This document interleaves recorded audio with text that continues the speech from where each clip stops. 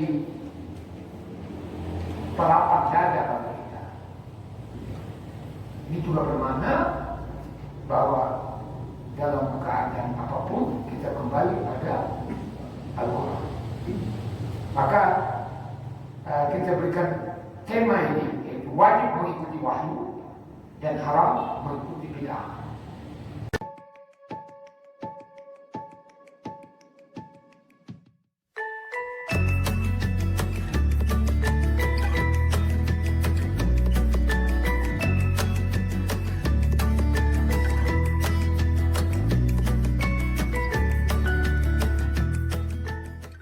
Assalamualaikum warahmatullahi wabarakatuh.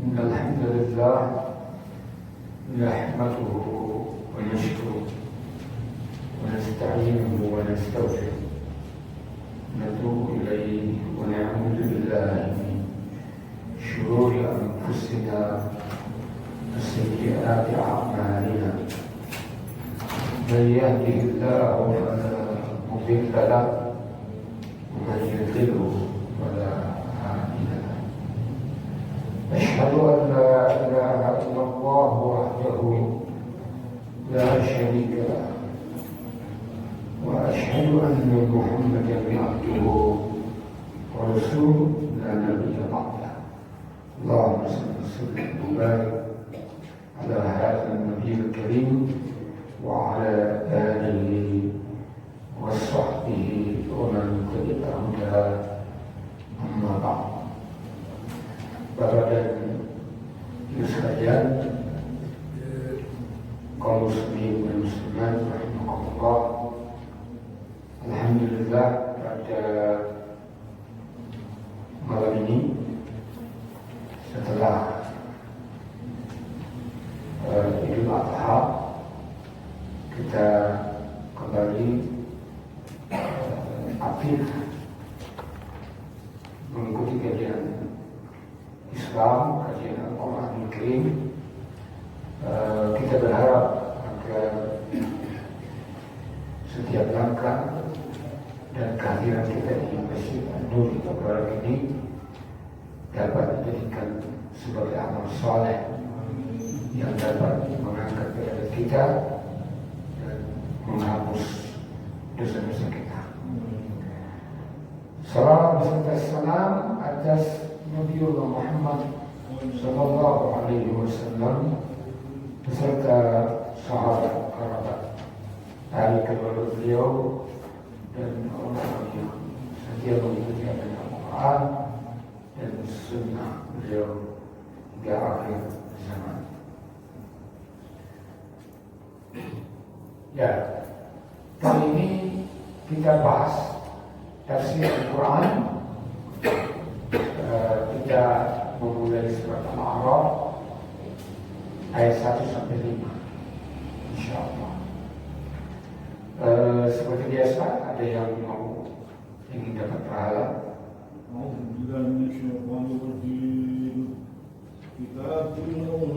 Ayat 1.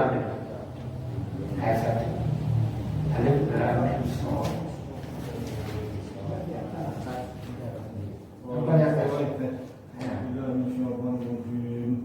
Alif Lam Mim Shad.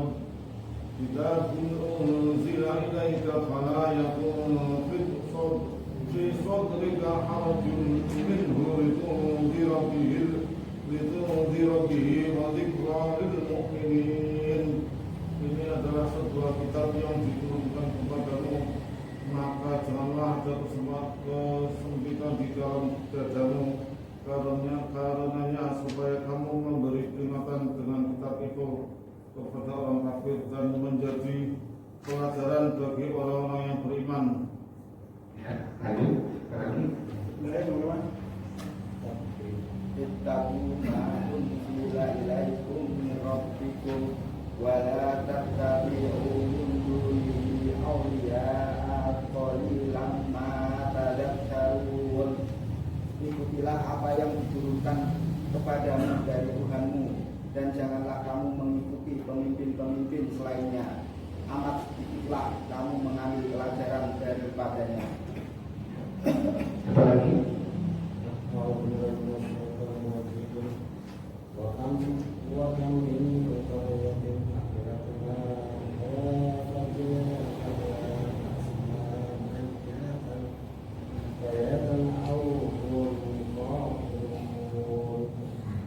Betapa banyaknya negeri yang telah kami binasakan, maka datanglah sisaan kami menimpa penduduknya di waktu mereka berada di malam hari atau di waktu mereka beristirahat. Ya, saya lagi.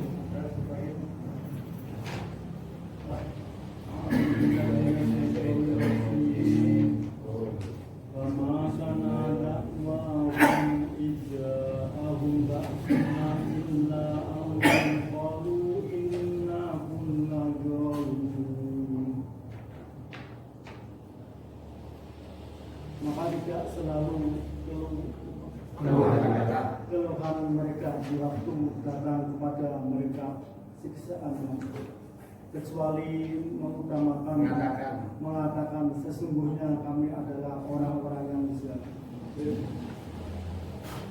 Ya, ini cuma ayat. Ayat 1 kembali kita bahas mengenai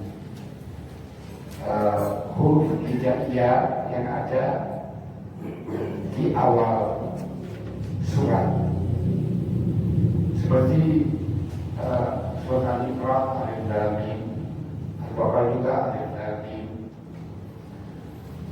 Disepakati para ulama ini termasuk ayat mutasyabihat, artinya ayat yang tidak bisa ditakwilkan. Makna yang sebenarnya hanya diserahkan kepada Allah.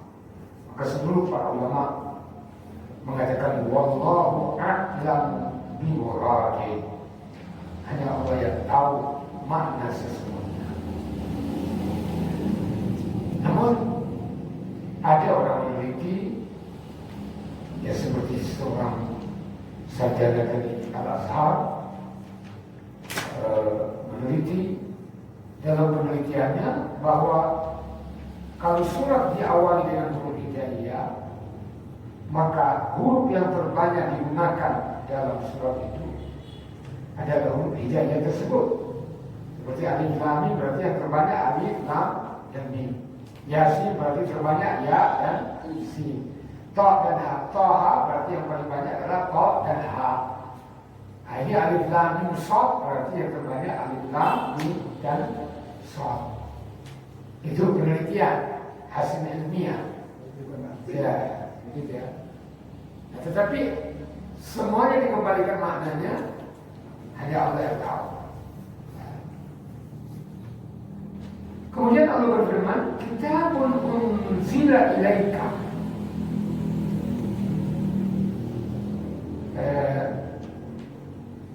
Hadza kitab unzila ilaika ya Rasulullah. Maksudnya bahwa kitab Al-Quran ini benar-benar diturunkan kepada Muhammad.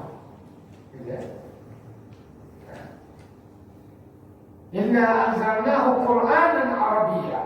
Nah, itu kata anzala di sini.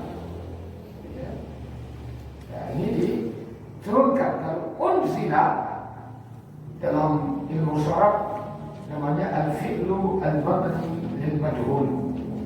Kalau anzala, inna anzalnahu namanya anzala al-fi'lu al-mabni lil ma'mul. Dalam dia tidak dalam bahasa Indonesia kata kerja pasif. Ya, kalau maklum kata kerja aktif. Jadi diturunkan. Dan siapa yang menurunkan? Yaitu Allah Subhanahu wa Ta'ala. Wahai Rasulullah, fala yakun fi sadrika harajun minhu ay dhayyikum minhu. Maka janganlah hatimu menjadi sempit, menjadi susah, menjadi gelisah, menjadi istilahnya sekarang menjadi galau ya, dengan adanya Al-Quran. Ya, ini Nabi Muhammad begitu juga seperti itu. Ya, berarti kita jangan sampai Al-Quran menjadikan kita susah, menjadi sempit. Justru kalau kita baca Al-Quran, hati kita lapang, hati kita luas. Ketika mendapatkan musibah, cobaan, ujian, atau bala bencana, penyakit, atau kesusahan hidup, kita kembali pada Al-Quran. Baik dari aspek membaca, kita baca Al-Quran, hati kita menjadi tenang, menjadi tentram, menjadi damai. Nah, dari aspek memahami maknanya, ya kita kembali pada Al-Quran. Ketika susah hidup di dunia, memang dunia ini tempat susah. Akan kita, ya. Mau mencari kebahagiaan, kesenangan hakiki di dunia nggak dapat, karena dunia ini hanya sementara. Wa mal hayatud dunya illa mata'ul ghurur. Wa mal hayatud dunya illa la'ibun wa lahwun. Ya, kehidupan dunia ini tiada lain hanyalah kesenangan yang menipu dayakan. Kehidupan dunia ini tiada lain hanya lain, hanya mainan, walahun dan senda gurau. Ya. Jadi semua main bola, main politik, main saham, ya kan? Main uang, main judi, main perempuan, ada orang maksiat. Ya. Jadi dunia ini adalah mainan, identik dengan mainan. Ya. Ada HP, main game, main HP, menggunakan kata main. Ya, dan itulah keduniaan. Jadi kita terbentur dalam satu persoalan, ya kembali pada Al-Quran. Bahwa dunia ini memang hanya mainan. Ya, dunia ini adalah sandiwara. Walal akhiratu khairul laka minal ula. Begitu kita terpuruk dalam mendapatkan keduniaan, jadi kita ingat Al-Quran. Dunia dibandingkan dengan akhirat lebih baik. Nggak apa-apa saya sudah di dunia ini, asal jangan di akhirat. Dengan demikian kita meningkatkan nilai ibadah kita, ketaatan kita, iman kita, ketakwaan kita kepada Allah Subhanahu Wa Taala. Karena akhirat adalah kehidupan yang lebih baik daripada dunia. Dunia sekalipun kita kumpulkan selama 50 tahun duit miliaran, ratusan miliar duitnya, ya. Tapi begitu tiba waktunya dia tinggal. Duit yang dia usahakan 50 tahun itu nggak ada manfaatnya, dinikmati oleh ahli warisnya. Kalau tidak punya ahli waris, ya dinikmati oleh orang lain. Ya kadang-kadang karena banyaknya hartanya dipercayakan kepada yang mengurus, dan yang mengurus itu puluhan hektar tanah diambil. Ya ada orang pengusaha gitu, pengusaha nasional, tanahnya di mana-mana, di Pati, di sampai ke Lampung sana kan. Dia nggak tahu tanahnya, hanya tahu ada punya tanah di sana. Sekarang umurnya sudah 70 tahun lebih. Nah, apa manfaatnya? Saya katakan cuma bikin pondok aja. Tidak punya gairah ke pondok, karena tidak punya agama Muslim. Jadi fala yakum fi sadrika harajun minhu. Jadi ini Al-Quran menjadi pelapang dada bagi kita. Ini juga bermakna bahwa dalam keadaan apapun kita kembali kepada Al-Quran. Maka kita berikan tema ini, yaitu wajib mengikuti wahyu dan haram mengikuti bid'ah. Litumtira bihi. Yang kedua, agar engkau menjadikan Al-Quran sebagai materi dakwah. sebagai bahan untuk memberi peringatan kepada manusia. Jadi anzara itu memberi peringatan, yundiru fil mudhari'nya, tundiru engkau, ini orang kedua, engkau, anta, ditundira karena ada li di sini. Li di sini namanya lamu kai. Nah, dalam bahasa Arab ditundira untuk atau agar engkau memberi ancaman kepada manusia dengan Al-Quran ini.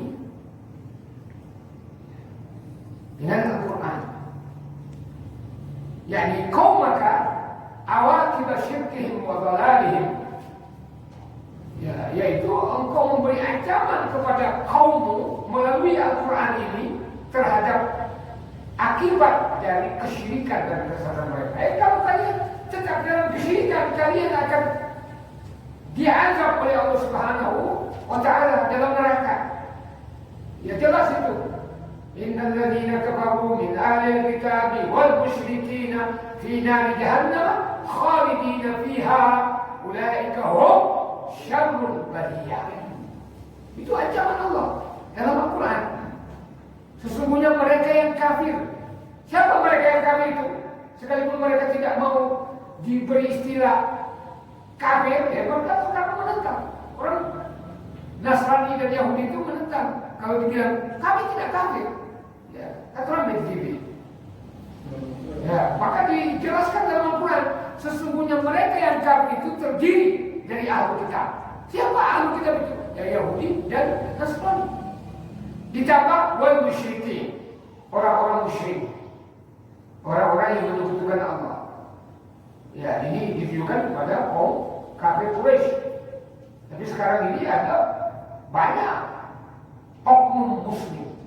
Ya, oknum muslim ikut nyagram ya syirik, ikut larunan ya syirik, ikut sesajen percaya kepada dukun, minta pengamis dan sebagainya ya syirik.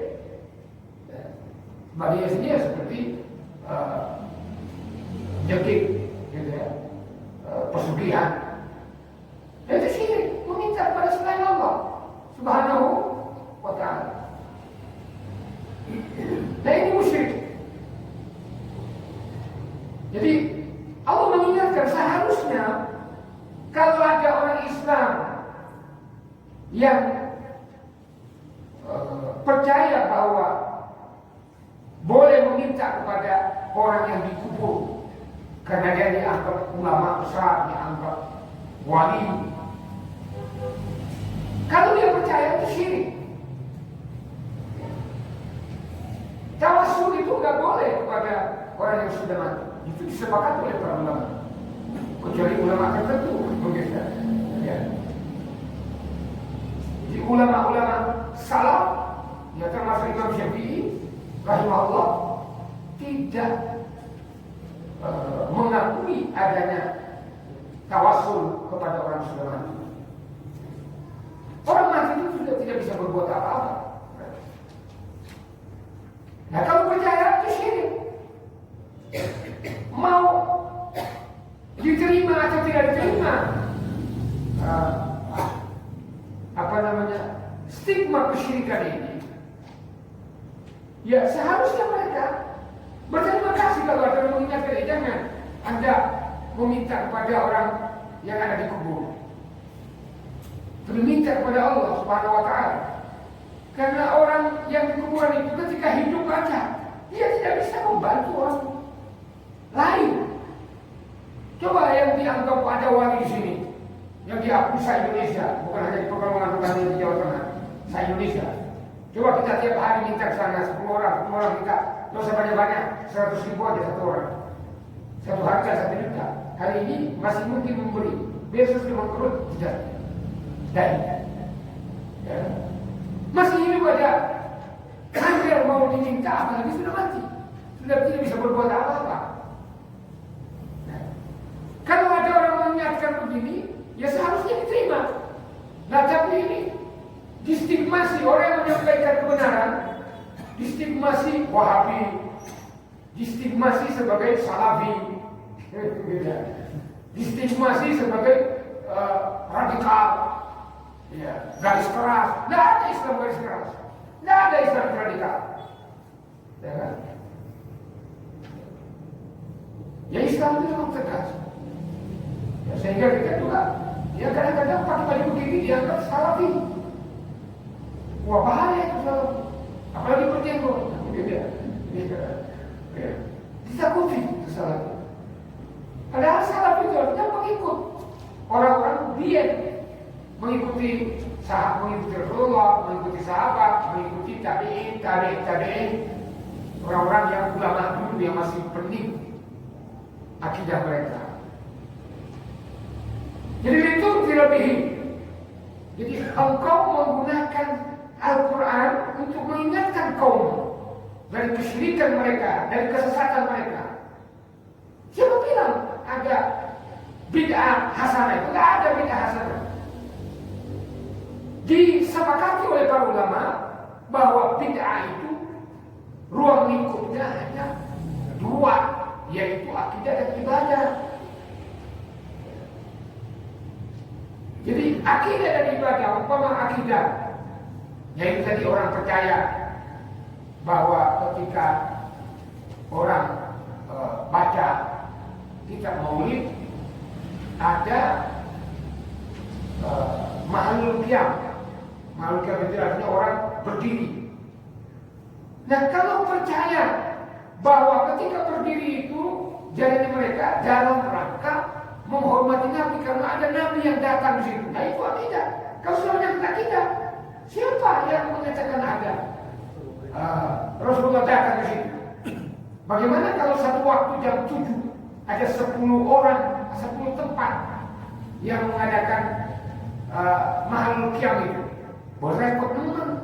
Rohnya Nabi dari Madinah terbang ke sini. Ya kan?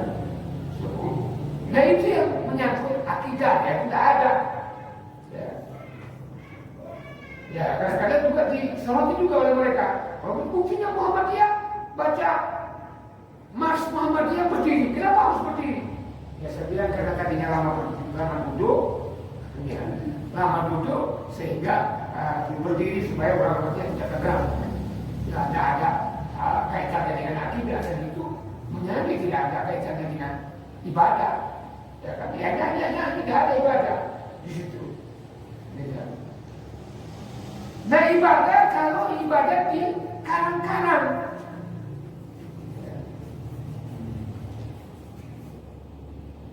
Ya seperti manakib. Buat ada sesajen, ada apa namanya? Ayam panggang, ayam panggang. Nah itu ibadah yang dibuat-buat. Makanya menyatakan